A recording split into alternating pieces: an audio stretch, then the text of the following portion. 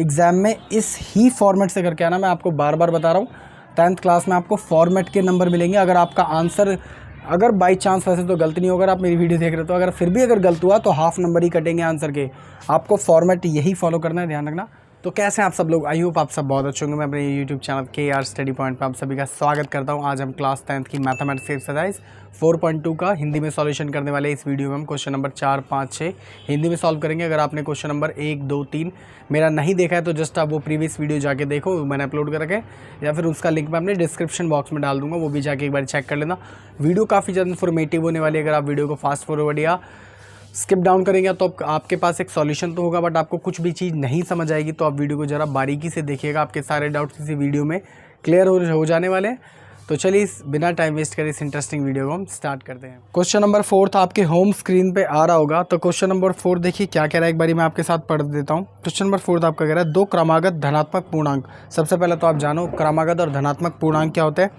क्रमागत का मतलब होता है कंटिन्यूस, लगातार। धनात्मक का मतलब होता है पॉजिटिव। पूर्णांक मतलब कोई कंप्लीट नंबर। तो ऐसे दो नंबर जो कंप्लीट हों, जैसे कि हो गए आपके 3 और 4, 5 और 6, लेकिन उसने हमें नंबर तो दे नहीं रखे, जस्ट बोल रखा है कि 2 नंबर्स हैं। तो अगर मैं एक नंबर x मान लेता हूँ तो दूसरा नंबर क्या होगा, इससे एक ज़्यादा ही होगा, x प्लस का 1 होगा। सिंपल सी बात है, ये आपको पता होना चाहिए। देखो और ये क्या कह रहा है, और सेकंड क्वेश्चन यहाँ से मतलब इसी में एक बात और कह रहा है, ये कह रहा है जिनके वर्गों का योग, मतलब ये नंबर्स नहीं, इनका जो अगर हम स्क्वायर करा दें, तो अगर मैं इनका स्क्वायर करा दूं तो इनके वर्गों का जो योग होगा, योग मतलब बीच में प्लस भी है, मतलब स्क्वायर भी कराना है और फिर प्लस भी कराना है, ठीक है। योग कितना है, 365 है। तो हम किसके इक्वल टू में रख लेंगे, 365 के। तो काफ़ी ज़्यादा ईजी है। चलो इसे एकदम फॉर्मेट से कैसे करेंगे वो देखते हैं। तो क्वेश्चन नंबर 4, तो यहाँ पे जो भी आपको दे रखा है सबसे पहले मैं वो लिख दूंगा। सबसे पहले लिखेंगे दिया है, आपको क्या दे रखा है, योग दे रखा है ना इसमें, जी हाँ योग दे रखा है। योग वो आपको दे रखा है 365 और इससे ज़्यादा आपको कुछ नहीं दे रखा है। तो यहाँ पे मैं लिखूंगा माना पहली संख्या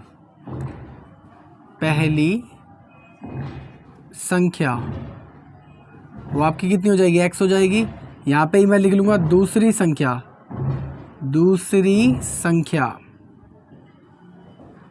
वो इससे एक ज़्यादा ही होगी, ऑब्वियस सी बात है। तो वो कितनी होगी, x प्लस का 1, ठीक है। अब प्रश्न के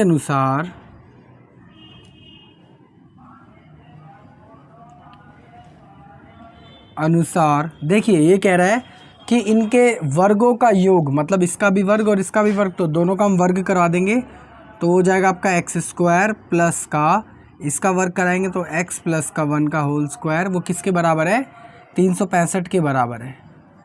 तो ये चीज़ आप बहुत ज़्यादा अच्छे से जानते हो। अगर आपने जस्ट ये चौथा क्वेश्चन है, जस्ट इसके पीछे वाला क्वेश्चन मेरा देखा हो तो उसमें बोला था गुणनफल। तो गुणनफल का मतलब क्या होता है, मल्टीप्लिकेशन। तो इन दोनों का हमने क्या करा था, तो गुणा करा देता है। सेम टू सेम ऐसा ही क्वेश्चन था, बस वो स्क्वायर नहीं था यहाँ पे, ठीक है। अब ये योग कह रहा है तो योग क्या कराएंगे, प्लस कराएंगे। तो जो भी वो कहेगा हम वो करा देंगे, अगर अंतर कहेगा तो माइनस लगा देंगे, ठीक है। तो ऐसे कोई घबराने वाली बात नहीं है। तो देखो ये चीज़ तो ऐसे का ऐसे ही, x² ऐसे का ऐसे ही, प्लस का ये है x प्लस का 1 का होल स्क्वायर बन रहा है। तो यहाँ पे एक आइडेंटिटी होती है, वो मैं उधर लिखवा देता हूँ। याद रखना हमेशा, जब भी आपका x प्लस का y का होल स्क्वायर हो तो आपका होता है x² प्लस का y² प्लस का 2xy, ठीक है। बात हमेशा ध्यान रखना, जो भी नई चीज़ होगी मैं यहाँ पे वो लिखवाता जाऊँगा, जिससे कि आप लोग उसे स्पेशली नोट डाउन करो। तो यहाँ पे देखो आपका x ऐसे का ऐसे ही है और y की जगह आपका क्या है, y की जगह है आपका 1। तो जहाँ जहाँ पे x होगा हम वहाँ पे x रखेंगे और जहाँ जहाँ पे आपका y होगा वहाँ पे मैं रख दूँगा 1। तो देखो फॉर्मूला क्या कह रहा है, वो आपका कह रहा है x² सबसे पहले, तो उसका मतलब इसी का x² कर दो, x²। फिर देखिए क्या कह रहा है, उसके बाद कह रहा है प्लस का y²। तो आपका y कितना है, वो है 1 है, तो 1 का स्क्वायर प्लस का 2xy, देख कह रहा है ना 2xy। तो आपका x यहाँ पे कितना है, x तो आपका x ही है और y आपका कितना है, वो है 1 है, इक्वल टू में 365। इसे थोड़ा सा सिंप्लीफाई करते हैं। देखो यहाँ पे एक x² और एक यहाँ पे एक x², तो एक और एक कितने हो जाएंगे, 2, और किसके, x² के, प्लस का 1 का स्क्वायर क्या होता है 1 प्लस का 2 की मल्टीप्लाई x से होगी तो 2x, 2x की मल्टीप्लाई 1 से होगी तो 2x इक्वल टू में 365। ठीक है, 365 वहाँ पे राइट हैंड साइड में, तो उसको हम यहाँ पे ले आएंगे तो क्या हो जाएगा, लेफ्ट हैंड साइड में आके माइनस का हो जाएगा, साइन चेंज हो जाएगा, तो 2x स्क्वायर आपका ऐसे कैसे ही, प्लस का 1 ऐसे कैसे ही, प्लस का 2x ऐसे कैसे ही, और माइनस का 365 इक्वल टू में 0 ऐसे का ऐसे ही। ठीक है, अब देखो यहाँ पे ये भी डिजिट है और एक ये भी डिजिट है, तो 365 में से जब आपका एक जाएगा तो क्या बचेगा 364, तो लिख देंगे 2x स्क्वायर प्लस का 2x माइनस का 364, माइनस का इसलिए बचेगा क्योंकि बड़ी वाली संख्या के आगे आपका माइनस है। ये एक आपकी परफेक्ट क्वाड्रेटिक इक्वेशन बन गई है। अगर आपने मेरी प्रीवियस वीडियो देखी होंगी तो क्वाड्रेटिक इक्वेशन को, द्विघात समीकरण को सॉल्व करने के हमने 4 सूत्र लिखवाए थे, 4 मूल मंत्र। सबसे पहला क्या था आपका, वो मल्टीप्लाई, फिर था आपका प्लस या माइनस करना, उसके बाद था आपको चेक करना कि जो हमने प्लस या माइनस किया है वो सही किया है या नहीं किया, उसके बाद था कॉमन, शॉर्ट फॉर्म में लिखा है। तो देखिए हम इन्हीं 4 मूल मंत्रों से इस चीज़ को सॉल्व करेंगे। सबसे पहले क्या कह रहा है, मल्टीप्लाई, तो 2 की मल्टीप्लाई हम सबसे पहले किससे कराएंगे, इससे कराएंगे। तो 2 की मल्टीप्लाई जब आपकी इससे हो जाएगी तो ये वाली, ये आपका क्या निकल के आएगा, निकल के आएगा लगभग 8 2 7, यही निकल के आपका आएगा 8 2 7 7 2 8। इसका हम क्या कर लेंगे, फैक्टराइजेशन करेंगे, छोटे छोटे फैक्टरों में तब्दील करेंगे, तो आपका ये निकल के आएगा 3 6 4। इसे हम फिर से फैक्टर में बदलेंगे तो आपका निकल के आएगा 1 8 1 8 2, और इसे हम फिर से फैक्टर में करेंगे तो आपका निकल के आएगा 9 1।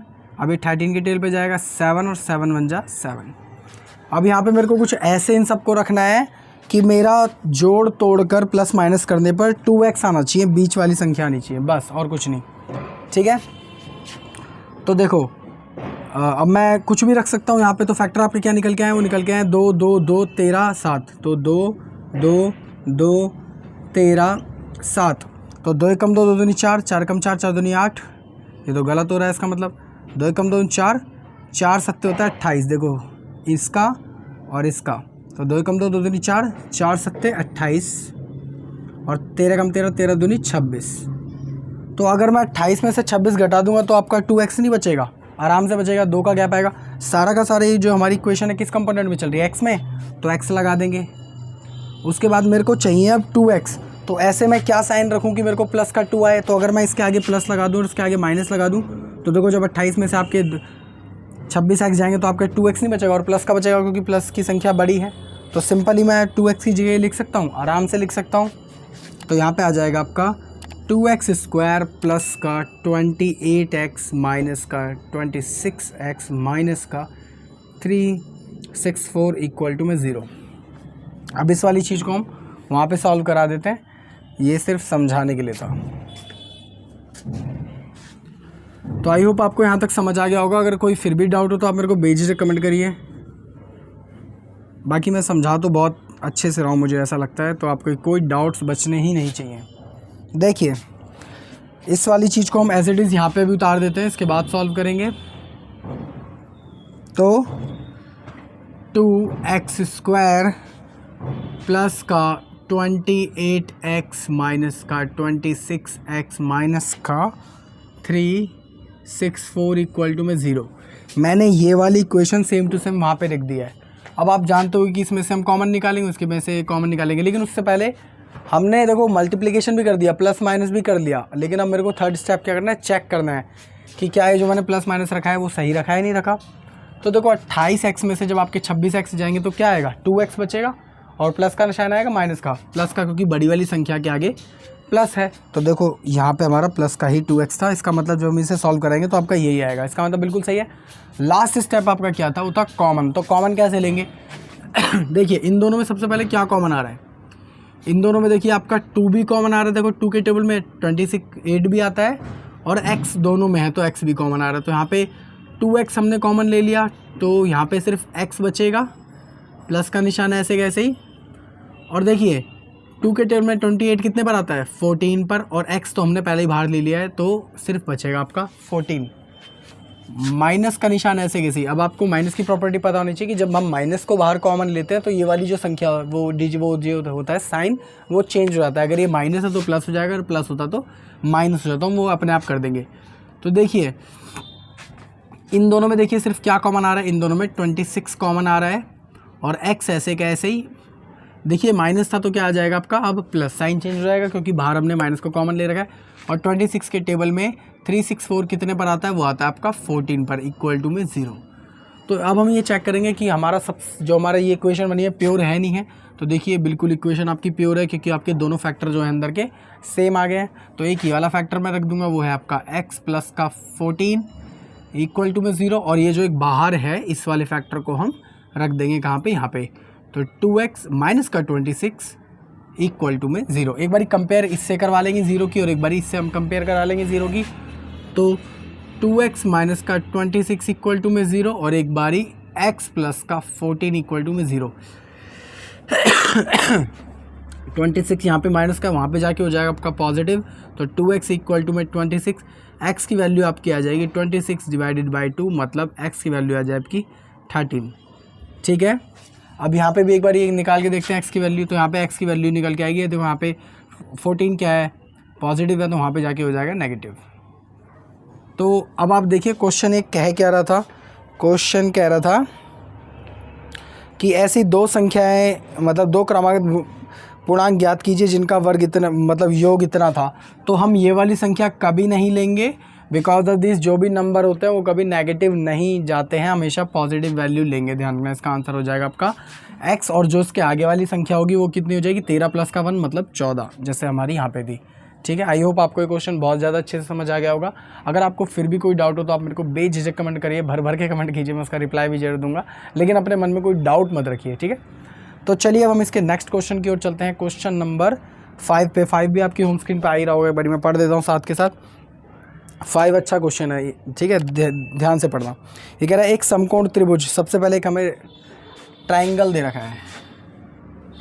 देखिए सबसे पहले आपको एक दे रखा है ट्राइंगल, समकोण त्रिभुज। तो यहाँ पे कितना होगा, 90 डिग्री का होगा।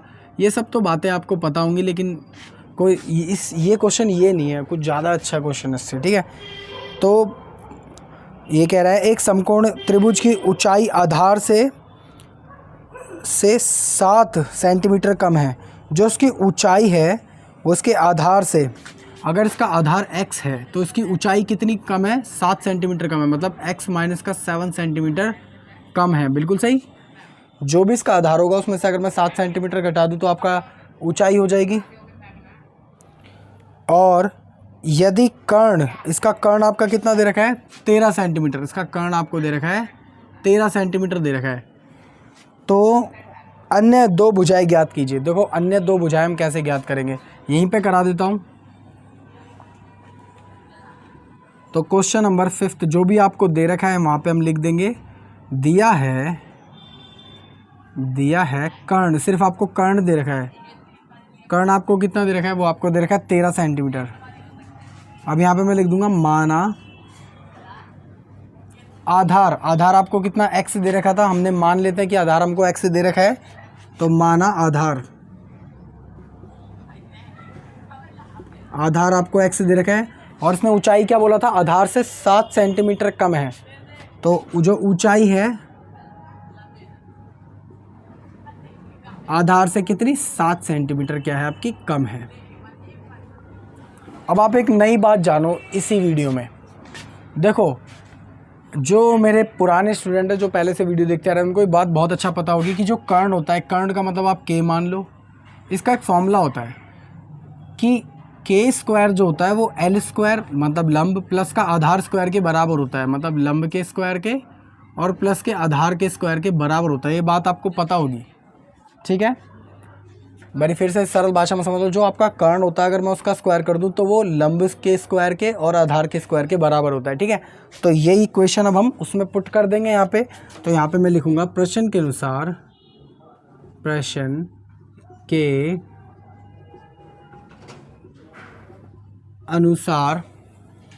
देखो हमारा फॉर्मूला क्या होता है, वो होता है k स्क्वायर इक्वल टू में l स्क्वायर प्लस का ए स्क्वायर। जो मैंने फॉर्मूला आपको यहाँ पे लिखवाया है वही एज इट इज़ आप यहाँ पे लिख देना तो अच्छा लगेगा।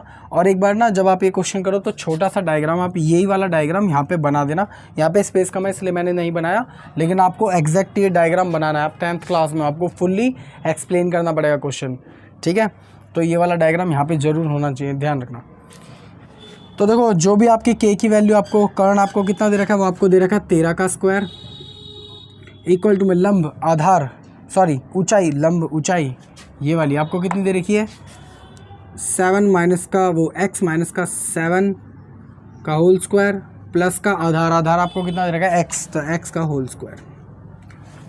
इसको मैं थोड़ा यहाँ सॉल्व करा देता हूँ। देखिए 13 का स्क्वायर आपका हो जाएगा वो हो जाएगा आपका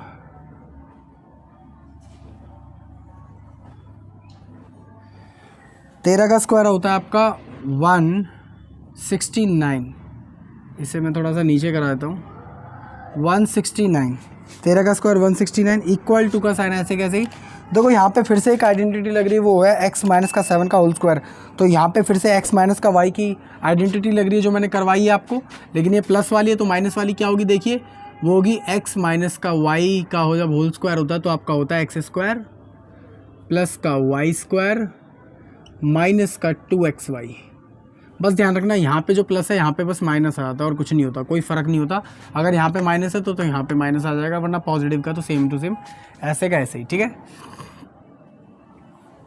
तो इसकी जगह मैं ये वाली आइडेंटिटी लगा सकता हूँ। तो जहाँ जहाँ पे मेरा x होगा वहाँ पे क्या आएगा आपका x, जहाँ जहाँ पे मेरा y होगा वहाँ पे आएगा आपका 7। तो इसे सॉल्व करते हैं। तो सबसे पहले कह रहा है x स्क्वायर तो x स्क्वायर। अब देखिए y है y स्क्वायर y आपका कितना है वो है 7 तो प्लस का 7 का स्क्वायर प्लस का सॉरी माइनस का 2xy तो माइनस का 2x आपका कितना है x है और y आपका कितना है 7 है, ठीक है। ये वाली चीज़ में हमने आइडेंटिटी लगा दी और प्लस का x स्क्वायर ऐसे का ऐसे, क्योंकि इसे हमें छूना ही नहीं है अभी, तो प्लस का x स्क्वायर ऐसे का ऐसे ही 169 ऐसे कैसे x स्क्वायर ऐसे का ऐसे ही प्लस का 7 का स्क्वायर होता है 49 माइनस का इन सब की मल्टीप्लाई हो जाएगी तो 2 सत्ते 14 और x ऐसे का ऐसे ही प्लस का x स्क्वायर ऐसे का ऐसे ही। इसे थोड़ा सिंप्लीफाई करते हैं तो यहाँ पे देखो एक x स्क्वायर है और यहाँ पे एक x स्क्वायर है, तो ये दोनों जब जमा हो जाएंगे तो आपका कितना आ जाएगा 2x स्क्वायर। तो 69 इक्वल टू में 2x स्क्वायर। देखो माइनस का ये वाला 14x स्क्वायर ऐसे का ऐसे ही और प्लस का 49 ऐसे का ऐसे ही। अब 169 यहाँ पे प्लस का है, यहाँ पे आ जाएंगे तो हम क्या माइनस का हो जाएगा, ठीक है। तो ये वाली चीज़ें सारी की सारी ऐसे कैसे 2x स्क्वायर माइनस का 14x प्लस का 49 माइनस का 169 इक्वल टू में 0। अब देखिए ये दोनों डिजिट्स हैं और ये दोनों कंपाउंड वो उसमें चल रहे हैं x में चल रहे हैं, तो 49 में से जो आपका 169 जाएगा तो आपका कितना बचेगा बताइए, वो आपका बचेगा 2x स्क्वायर माइनस का 14x माइनस का 120 इक्वल टू में 0। माइनस का साइन इसलिए आया क्योंकि बड़ी वाली संख्या क्या आ गया आपका माइनस है, और जब आप 69 में से 49 को घटाओगे तो आपका 120 बचेगा। 169 में से हम 14 को घटाएंगे तब, ठीक है। तो अब ये फिर से आपकी क्या बन गई है द्विघात समीकरण बन गई है, पूर्ण द्विघात समीकरण क्वाड्रेटिक इक्वेशन। उसको हम कैसे सॉल्व करेंगे, जो आपको 4 ये मूल मंत्र लिखवा रखे मैंने वो क्या है, सबसे पहले मल्टीप्लाई फिर प्लस या माइनस उसके बाद चेक उसके बाद कॉमन। अब हम सिंपली क्या कराएंगे इसकी मल्टीप्लाई हम इससे करवा देंगे हमारे फर्स्ट स्टेप के अकॉर्डिंग। तो 2 की मल्टीप्लाई जब 120 से होगी तो मैं यहाँ पे कराता हूँ छोटी सी बनाकर, तो 240 हो जाएगा। 2 की मल्टीप्लाई जब 120 से होगी तो इसके हम फैक्टर निकालेंगे तो आपका आ जाएगा 120, इसे हम काटेंगे तो आ जाएगा 60, इसे हम काटेंगे 2 से तो आपका आ जाएगा 30, इसे हम काटेंगे तो आ जाएगा 15, इसे 5 से काटेंगे तो 3, 3 एकम 3। ये आपके फैक्टर निकल के आए हैं। 2 multiply by 2 multiply by 2 multiply by 2 multiply by 5 multiply by 3, 1 2 3 4, ठीक है। अब देखिए आपको कुछ ऐसा इनसे जोड़ना और मोड़ना है कि आपका माइनस का 14 निकल के आए। तो देखिए कैसे करेंगे हम, वो निकल के आएगा 2 कम 2 4, 4 कम 4 4 8, 8 कम 8 16, और ये तो नहीं हो रहा, फिर हमें कुछ और देखना पड़ेगा। 8 कम 8 2 कम 2 4, 4 कम 4 4 दूनी 8, 8 कम 8 16 8 3 24, तो 24 और 10 बिल्कुल सही।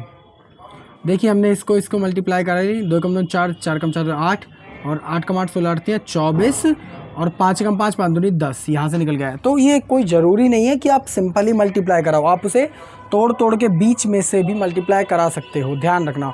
तो जैसे मैंने यहाँ पे करवाई तो आपका कितना निकल के आया 24 और इन दोनों की डिजिट की मल्टीप्लाई कराई तो आपका कितना आया 10। तो अगर मैं 24 में से जब 10 घटाऊंगा तो आपका कितना बचेगा 14 बचेगा। लेकिन मेरे को चाहिए किसका, माइनस का। तो माइनस का कैसे आएगा, अगर मैं माइनस की संख्या बड़ी रख लूँगा और छोटी वाली संख्या प्लस कर दूंगा तो जब इसमें से एक घटेगा तो आपका माइनस का 14 बचेगा, क्योंकि माइनस का साइन जब आता है जब बड़ी वाली संख्या के आगे माइनस होता है। और सारा का सारा कंपार्टमेंट किस में चल रहा है, एक्स में चल रहा है, तो उनके आगे पीछे मैं एक्स भी लगा दूंगा। तो क्या मैं 14x की जगह ये लिख सकता हूँ, ज़रूर लिख सकता हूँ। तो 2x² माइनस का 24x प्लस का 10x माइनस का 120 इक्वल टू में 0। तो अब देखिए चेक करने की बारी आई है थर्ड स्टेप की। हम चेक करते हैं कि हमने जो किया है वो सही किया है नहीं किया है। 24x में से जब आपके 10x जाएंगे तो आपका क्या बचेगा 14x, और माइनस की संख्या, माइनस का जो साइन है वो बड़ी वाली संख्या के आगे तो माइनस का साइन ऐसे कैसे ही। अब देखिए लास्ट स्टेप क्या था आपका, कॉमन लेना। तो हम कॉमन भी ले लेते हैं, इन दोनों में कॉमन ले लेंगे और इन दोनों में कॉमन ले लेंगे। कैसे लेंगे, इन दोनों में देखिए क्या कॉमन आ रहा है, सबसे पहले तो x चमक रहा है तो x को कॉमन ले लेंगे। फिर देखो 2 इसमें भी और इसमें भी है तो 2 कॉमन ले लेंगे। तो देखो 2x² में से हमने 2x निकाल लिया, मतलब एक x बाहर निकाल लिया, तो सिर्फ यहाँ पे क्या बचेगा, x बचेगा। माइनस का साइन ऐसे कैसे ही। 2 के टेबल में 24 कितने पर आता है 12 टाइम्स पे, और x हमने ऐसे कैसे बाहर निकाल लेते हैं। यहाँ पे प्लस है तो कोई भी चीज़ आगे चेंज नहीं होगी, ऐसी कैसे आएगी। इन दोनों में देखिए क्या कॉमन आ रहा है, 10 कॉमन आ रहा है तो 10 ऐसे कैसे ही। अंदर क्या बचेगा 10x में से हमने 10 बाहर निकाल लिया तो x, माइनस का निशान ऐसे कैसे। 10 के टेबल में 120 कितने पर आता है 12 टाइम पर आता है इक्वल टू में 0। अब आप एक चीज़ नोटिस करिए कि आपके जो अंदर के जो फैक्टर हैं वो एकदम प्योरली निकल के आए, मतलब बिल्कुल बराबर है। तो इसका मतलब हमारा क्वेश्चन ये बिल्कुल सही है। तो एक फैक्टर तो आपका ये निकल के आएगा, वो है आपका x माइनस का 12, ये वाला ऐसे कैसे इक्वल टू में 0। और एक जो बाहर वाले फैक्टर्स होते हैं ये वाले, तो 2x प्लस का 10, तो 2x प्लस का 10। एक बारी कंपेयर हम इससे 0 से करा लेंगे, एक बार इसकी करवा लेंगे तो आपका निकल के आएगा 2x प्लस का 10 इक्वल टू में 0, और एक बारी x माइनस का 12 इक्वल टू में 0। देखो 10 यहाँ पे प्लस का है, वहाँ पे जाके हो जाएगा माइनस का, तो 2x इक्वल टू में माइनस का 10, ये 2 डिवाइड में चला जाएगा तो आपकी x की वैल्यू कितनी निकल के आएगी माइनस का 5, ये डिवाइड में चला गया और उसमें से काट लिया, ठीक है। ऐसे ही देखो 12 यहाँ पे पॉजिटिव का है, वहाँ पे जाके किसका हो जाएगा नेगेटिव का है, वहाँ पे जाके हो जाएगा आपका पॉजिटिव का, तो x की वैल्यू आ जाएगी आपकी 12। तो हम किसे वैल्यू को मानेंगे, हम प्लस वाली वैल्यू को रखेंगे, क्योंकि जो भी कोई लेंथ या डिस्टेंस या स्पीड कभी माइनस में नहीं होती है। तो इसका मतलब जो इसकी भुजाएं इसने पूछा था तो इसका मतलब आधार इसका कितना हो जाएगा, आपका आधार निकल के आएगा, लिख देना नीचे आराम से, आधार इक्वल टू में कितना निकल के आएगा 12। मैं स्पेस नहीं है तो इसलिए मैं नहीं लिख पा रहा हूँ, आप आराम से नीचे लिखना, आधार इक्वल टू में 12 जो आपका निकल के आया। और ऊंचाई आपकी कितनी निकल के आएगी, वो निकल के आएगी 5, 12 में से 7 जाएंगे तो आपकी 5 निकल के आएगी। तो आई होप आपको समझ आ गया होगा, सारे के सारे डाउट्स आपके क्लियर हो गए होंगे। फिर भी अगर आपको कोई डाउट हो तो आप मेरे को बेझिझक कमेंट करना, कमेंट का रिप्लाई भी मैं ज़रूर दूंगा। बाकी आप अभी 10th क्लास में हो तो आप सेम टू सेम जैसे मैं ही करा रहा हूँ इसी फॉर्मेट में करना।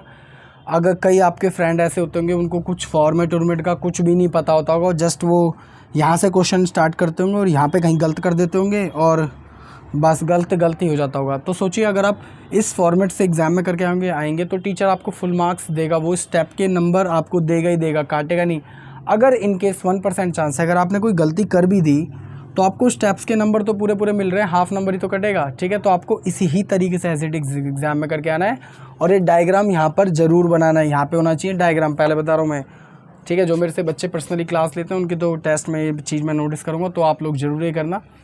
तो मिलते हैं क्वेश्चन नंबर 6 पे, इस वीडियो का लास्ट क्वेश्चन है, तो आप ये जल्दी से वीडियो को पॉज करके या इसका स्क्रीनशॉट लेके सब उतार लीजिए। अब हम मिलते हैं क्वेश्चन नंबर 6। तो आई होप आप लोगों ने क्वेश्चन नंबर 4 और 5 बहुत अच्छे से समझ भी लिया होगा और उसे उतार भी लिया होगा। तो एक बारी क्वेश्चन नंबर 6 की ओर चलते हैं। क्वेश्चन नंबर 6 आपके होम स्क्रीन पर आ ही रहा होगा, एक बारी मैं आप लोगों के साथ वो पढ़ देता हूँ। तो क्वेश्चन नंबर 6 आपका क्या कह रहा है कि एक कह रहा है कुटीर उद्योग, ये पहले बता दूँ मैं, जो क्वेश्चन नंबर आपका 6 है वो एग्जाम्पल नंबर 1 का जो सेकंड पार्ट है सेम टू सेम वैसा है, ठीक है। तो जिस बच्चे ने मेरी वो प्रीवियस वीडियो देखी है तो एक बार अगर नहीं देखी तो ज़रूर जाके देख लेना, वरना मैं यहाँ पे भी समझा दूंगा, बाकी आप वहाँ पे जाके देखोगे तो आप ही का फ़ायदा है, ठीक है। तो देखिए ये कह रहा है एक कुटीर उद्योग एक दिन में कुछ बर्तनों का निर्माण करता है, ठीक है, करता होगा। एक विशेष दिन, एक स्पेशल डे, वो प्रत्येक नग की जो निर्माण लागत है वो उस दिन के निर्माण किए गए बर्तनों की संख्या के दोगुने से 3 अधिक थी। मतलब जो निर्माण की जो लागत है वो बर्तनों की जो संख्या है उससे 2 गुने से 3 अधिक थी। ठीक है, हुई होगी। ये कह रहा है उस दिन जो कुल निर्माण लागत आई वो 90 रुपये आई थी। तो निर्मित बर्तनों की संख्या और प्रत्येक नग की लागत ज्ञात कीजिए। बहुत ज़्यादा इजी है। सबसे पहले तो आप ये जान लो, जैसे कि एक पेन 10 रुपये का है और आपने ऐसे 10 पेन खरीदे, तो कुल कितनी लागत खर्च हुई आपकी? 100 रुपये खर्च हुई। तो बस आपको यही ध्यान रखना है, यहाँ पे आपको जो संख्या नहीं दे रही थी उसको हम मान लेंगे x। ठीक है, काफ़ी इजी क्वेश्चन है, बस आपको इक्वेशन बनानी आनी चाहिए। देखिए मैं यहाँ पे लिखूँगा माना, सबसे पहले तो आपको जो भी दे रखा है हम वहाँ पे लिख देंगे। तो हम लिखेंगे दिया है कुल लागत आपको कितनी दे रखी है, वो आपको दे रखी है 90 दे रखी है, 90 रुपये दे रखी है। ठीक है, 90 रुपये दे रखी है। अब यहाँ पे मान लेंगे, माना निर्माण किए गए बर्तनों की संख्या। तो माना निर्माण किए गए बर्तन,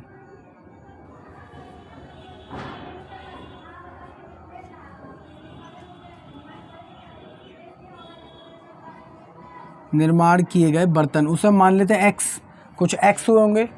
और लागत एक नग की लागत, उसने क्या बताई है उस स्पेशल डे पर एक नग की लागत। देखो इसने बोल भी रखा है, ये आप सेकंड लाइन पढ़िए कि प्रत्येक नग की लागत उस दिन के निर्माण किए गए बर्तनों की संख्या के 2 गुने से 3 अधिक है। इसका मतलब जो बर्तन निर्माण किए गए इससे 2 गुना से 3 अधिक है। तो अब देखिए किसी भी चीज़ की हम लागत कैसे निकालते हैं, इसकी मल्टीप्लाई अगर इससे कर दूं, मतलब कितने एक बर्तन का मूल्य और कितने बर्तन बने इतने का मूल्य। तो जितने बर्तन बने और एक बर्तन का मूल्य, दोनों को अगर मैं मल्टीप्लाई करा दूँ तो आपकी टोटल कॉस्ट नहीं आ जाएगी? आ जाएगी। तो बस यही करना है इसमें। तो यहाँ पे मैं लिखूँगा प्रश्न के अनुसार इन दोनों को ही मैं क्या कर डालता हूँ, मल्टीप्लाई। तो x की मल्टीप्लाई 2x प्लस का 3 और इसकी कुल लागत कितनी थी, वो थी 90। अब इसे सिंपल मल्टीप्लाई कराना है। कैसे कराना है, इसकी मल्टीप्लाई इससे, देन इसकी मल्टीप्लाई इससे। तो x की मल्टीप्लाई 2x से होगी तो कितना हो जाएगा 2x स्क्वायर, प्लस का निशान ऐसे कि x की मल्टीप्लाई 3 से हो जाएगी। तो 3x इक्वल टू में 90। 90 यहाँ पे माइनस का है, यहाँ पे आके सॉरी यहाँ पे प्लस का है, यहाँ पे आके क्या हो जाएगा माइनस का। तो 2x स्क्वायर प्लस का 3x माइनस का 90 इक्वल टू में 0। अभी आपकी एक पूर्ण द्विघात समीकरण बन गई है, क्वाड्रेटिक इक्वेशन बन गई है। इस चीज़ को हम कैसे सॉल्व करेंगे? आपको मैंने मूल मंत्र बताए थे, वो मूल मंत्र आपके क्या थे? सबसे पहले था मल्टीप्लाई, उसके बाद क्या था प्लस या माइनस को आपको चेक करना था। यही चीज़ आपको क्या करनी थी, चेक करनी थी। उसके बाद आपको क्या लेना था, कॉमन लेना था। तो बस ये 4 स्टेप कर दीजिए, आप चैम बन जाओगे क्वाड्रेटिक इक्वेशन को सॉल्व करने के लिए। सबसे पहले देखिए कह रहा है मल्टीप्लाई, तो मल्टीप्लाई किस चीज़ की करवाएंगे, 2 की मल्टीप्लाई 90 से, तो आपका कितना निकल के आएगा 180। 180 के आप फैक्टर्स कर लीजिए तो आ जाएगा आपका 90, 2 से काटोगे तो आ जाएगा 45, 5 से काटोगे तो आएगा 9, 3 से काटोगे तो 3 और 3 से काटोगे तो 1। आपके फैक्टर क्या निकल के आए 2 multiply by 2 multiply by 5 multiply by 3 multiply by 3। तो आपको इन संख्याओं को ऐसा तोड़ना मरोड़ना है कि आपकी ये क्या बन जाए 3x आ जाए। अब ये ज़रूरी नहीं है कि हम सिंपल मल्टीप्लाई करें, हो सकता है आगे पीछे भी करेंगे। देखो 2 कम 2 4, 4 कम 4 4 दूनी 4 तियाँ 12, ठीक है। तो 2 कम 2 4, 4 कम 4 4 तियाँ 12, 12 कॉमन, 3 का 3 पंजे 15। तो देखिए अगर मैं 15 में से 12 को घटा दूंगा तो आपका 3 नहीं बचेगा, बचेगा सारा का सारा कंपार्टमेंट किस में चल रहा है, x में, तो x लगा दूंगा। और मेरे को चाहिए प्लस का 3 चाहिए, तो इसका मतलब बड़ी वाली संख्या मेरे को प्लस रखनी पड़ेगी और छोटी वाली संख्या माइनस। तो क्या मैं इसकी जगह ये नहीं लिख सकता, 3x की जगह ये लिख सकता हूँ, आराम से लिख सकता हूँ। तो यहाँ पे आ जाएगा आपका 2x स्क्वायर माइनस का 12x प्लस का 15x माइनस का 90 इक्वल टू में 0। अब देखिए मेरे को थर्ड स्टेप करना है, क्या चेक करना है कि हमने सही किया है नहीं किया है। तो देखिए आपके 15x में से जब आपके 12x जाएंगे तो आपका बचेगा 3x, साइन प्लस का आएगा क्योंकि बड़ी वाली संख्या के आगे हमने प्लस लगाया। बिल्कुल हमने सही कराया। प्लीज़ आप ये चेक भी करा करिए, अगर आप चेक नहीं करोगे जस्ट ऐसे ही डाल दोगे फैक्टर्स तो हो सकता है गलत हो जाए, ठीक है। तो देखिए लास्ट स्टेप हमें क्या लेना था, हमें लेना था कॉमन। तो देखिए कॉमन कैसे लेंगे, इन दोनों चीज़ों में कॉमन और इन दोनों चीज़ों को कॉमन। तो इन दोनों में सबसे पहले देखो आपको क्या नज़र आ रहा है x, तो x आ गया। दोनों में ही देखो 2 कॉमन है, देखो 2 इसमें भी आता है और 2 का टेबल इसमें भी आता है। तो 2 जब हम लेंगे तो यहाँ पे 2x² में से 2 हम ले लेंगे तो आपका सिर्फ क्या बचेगा x, माइनस का निशान ऐसे कैसे 2 के टर्म में 12 कितने पर आता है 6 पर, और x हमने बाहर ले लिया है, बीच में प्लस है तो सब कुछ बिल्कुल नॉर्मल चलता रहेगा। इन दोनों में देखिए क्या कॉमन आ रहा है, इस दोनों में 15 कॉमन आ रहा है, 15 इसके टेबल में भी आता है और उसके टेबल में भी आता है, तो 15 कॉमन ले लेंगे तो यहाँ पे सिर्फ क्या बचेगा x, माइनस का निशान ऐसे कैसे, और ये आता है आपका 6 टाइम पर इक्वल टू में 0।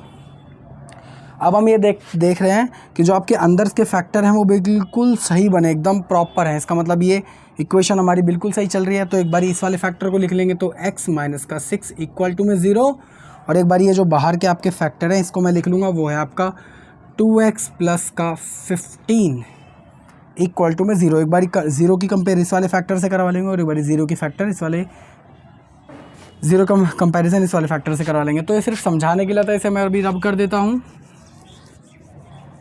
देखिए तो 2x प्लस का 15 इक्वल टू में 0, 2x प्लस का 15 इक्वल टू में 0, और एक बारी x माइनस का 6 इक्वल टू में 0। तो 2x ऐसे कैसे ही 15 यहाँ पे प्लस का, वहाँ पे जाके क्या हो जाएगा माइनस का, तो माइनस का 15, 2 इसके नीचे डिवाइड में चला जाए तो x की वैल्यू कितनी आ जाएगी माइनस का 15 डिवाइडेड बाय 2। हम ये वैल्यू नहीं लेंगे क्योंकि ये माइनस में है, और कभी भी जो कोई कॉस्ट निकलती है वो कोई ना कोई तो प्राइस होता ही है उसका, कभी ऐसा तो होता नहीं है कि -2 में -5 में ले जाओ कोई चीज़, ऐसा तो कभी नहीं होता। तो कम से कम कुछ तो वैल्यू रही होगी उसकी, तभी तो लागत आपकी 90 रुपये आई है। अब हम इस बार एक बार चेक करते हैं, यहाँ पे -6 है तो वहाँ पे जाके क्या हो जाएगा प्लस का 6 हो जाएगा। तो आपकी x की वैल्यू हम ये वाली लेंगे क्योंकि ये पॉजिटिव है। तो आपके जो निर्माण किए गए बर्तनों की संख्या कितनी थी, वो थी आपकी 6। तो यही चीज़ मैं यहाँ पे लिख दूँगा कि निर्माण किए गए बर्तन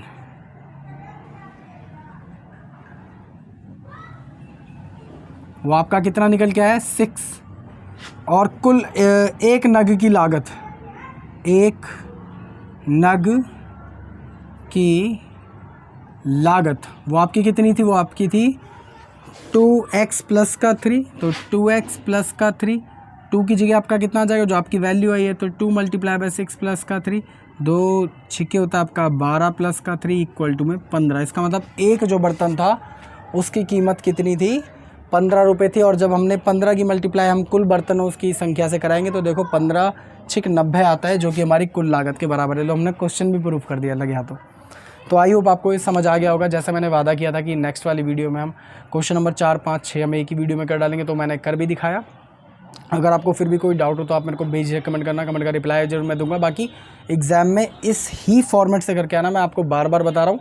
10th क्लास में आपको फॉर्मेट के नंबर मिलेंगे। अगर आपका आंसर अगर बाई चांस, वैसे तो गलत नहीं होगा, आप मेरी वीडियो देख रहे हो तो अगर फिर भी अगर गलत हुआ तो हाफ नंबर ही कटेंगे आंसर के।